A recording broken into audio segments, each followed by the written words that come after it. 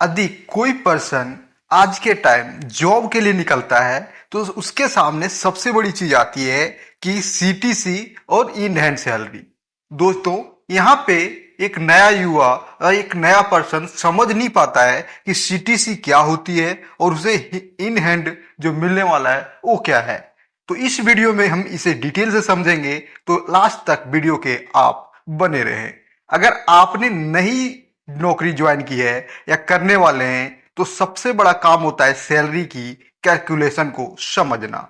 इसे समझने के लिए आपको देखना है कि आपकी बेसिक सैलरी कितनी होगी और इसके बाद मंथली सीटीसी क्या होगी और इन हैंड सैलरी कितनी आएगी।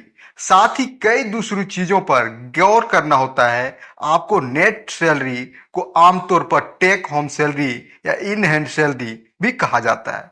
यह वह अमाउंट या इनकम होता है जो एक कर्मचारी को टैक्स, प्रोविडेंट फंड और इस तरह की दूसरी कटौती किए जाने के बाद मिलती है। यानी कि महीने के आखिरी में आपके अकाउंट में कितनी सैलरी ट्रांसफर होती है वो आपकी नेट सैलरी होती है, जिसे हम इन हैंड सैलरी भी बोलते हैं।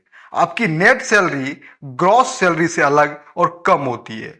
नेट सैलरी ग्रॉस सैलरी के बराबर तभी हो सकती है जब इनकम टैक्स जीरो हो और कर्मचारी की सैलरी सरकार की निर्धारित टैक्स स्लैब की सीमा से कम हो। यहां हम आपको बता रहे हैं सीटीसी और इन हैंड सैलरी में क्या अंतर है और नेट सैलरी और ग्रॉस सैलरी कैसे कैलकुलेट कर सकते हैं।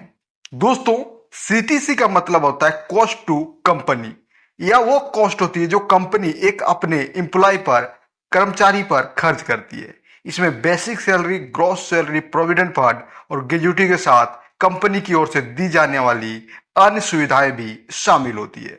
सीटीसी को सालाना आधार पर तय किया जाता है, जिसे एनुअल पैकेज भी कहते हैं। नेट सैलरी या इन हैंड सैलरी वो होती है जो कंपनी की ओर से सभी कटौती किए जाने के बाद हर मंथ आपके अकाउंट या आपके हैंड में आती है।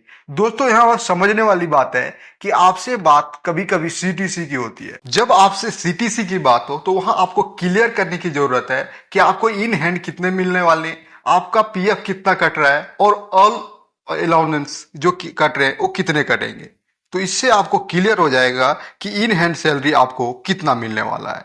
सीटीसी में कर्मचारी के ऊपर कंपनी कुल कितना खर्च करती है वो अमाउंट शामिल होता है, जबकि इन हैंड सैलरी कई तरह की कटौती किए जाने के बाद दी जाती है। सीटीसी सैलरी में पीएफ, मेडिकल इंश्योरेंस और दूसरी सुविधाओं का खर्च शामिल होता है, जबकि इन हैंड सैलरी में इन सभी अमाउंट को काटा जाता है।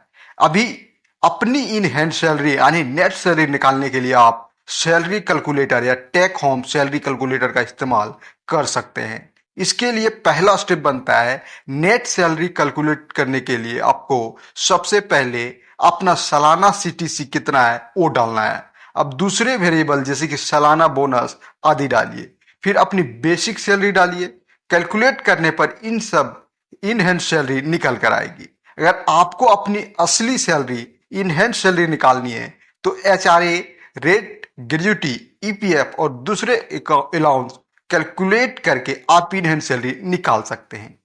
नेट सैलरी कैलकुलेट करने के लिए आप इस फार्मूले का भी इस्तेमाल कर सकते हैं। Net salary equal to gross salary minus taxable income. यानी कि नेट सैलरी निकालने के लिए आपको पहले अपनी ग्रॉस सैलरी पता होनी चाहिए। ग्रॉस सैलरी ना तो आपकी कॉस्ट टू कंपनी होती है, ना ही आपकी बेसिक सैलरी। सीटी से ईपीएफ और ग्रेजुटी घटाने के बाद ग्रॉस सैलरी मिलती है। Gross salary equal to CTC minus EPF minus gratuity. Gross salary और टैक्सेबल इनकम निकालने के बाद आप ऊपर बताए फॉर्मूले से अपनी नेट सैलरी निकाल सकते हैं।